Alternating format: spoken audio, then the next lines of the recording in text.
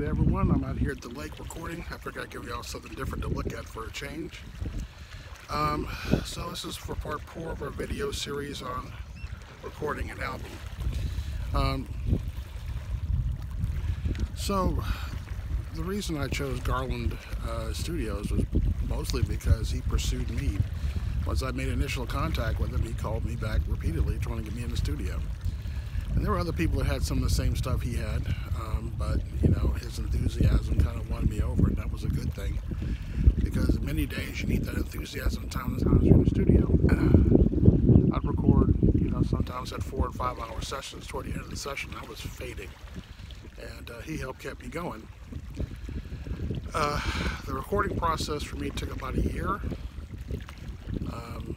That was just like 2 and 3 hours here, a couple hours there, 4 and 5 hours there. I didn't have the money to be able to commit to, you know, going for large blocks, and I was doing it all by myself, so it was tiring. It was very tiring.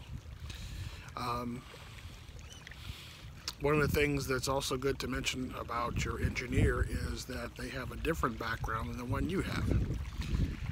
His type of music is more guitar rock, so that was more what he focused on, was the guitar tone.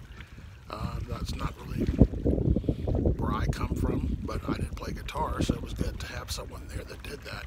And the way he mixed the album was different than what I would have done with it as well, and in many cases it worked out well, having someone a little different. So when you put two minds together, you end up with a full thought. So again, another kudos to TJ for helping me out do that. But also, as he went on, he acquired equipment that helped me be better at what I did. Amplifiers, preamps, whatnot, because he was also chasing the perfect sound, so that worked well for me. And so, you know, his type of thing was more or less a Cheap Trick and Kiss from like the mid to late 70s type of guitar rock sound. I'm more of an 80s child, so, you know, my sound's a little more polished, a little more shiny than his, but somewhere in between is where I needed to be, and that's where I ended up. So it's always good to have a different opinion, a different viewpoint than your own, to be able to get, you know, a mature, well-balanced sound. So just something else to consider when you're out there shopping. Also, as I said, he pursued me. I called him once. He called me back like 4 or 5 times. Said, "Hey, when you coming?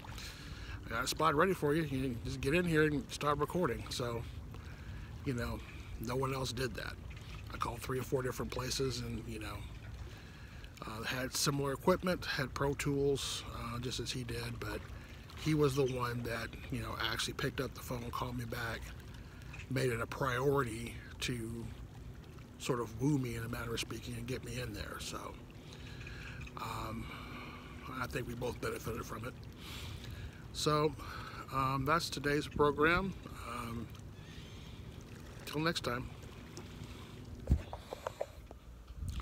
And one other thing I wanted to mention at the end of the video is that one of the other things that got me in the studio there at Garland is because Tom is a player. At the time, he had a band, actually still has a band, called Chin's Mojo, and he was a guitar player and lead singer of that band. So his approach to putting together music and recording music is from a musician's perspective, not necessarily from an engineer's perspective. Sometimes those worlds will clash,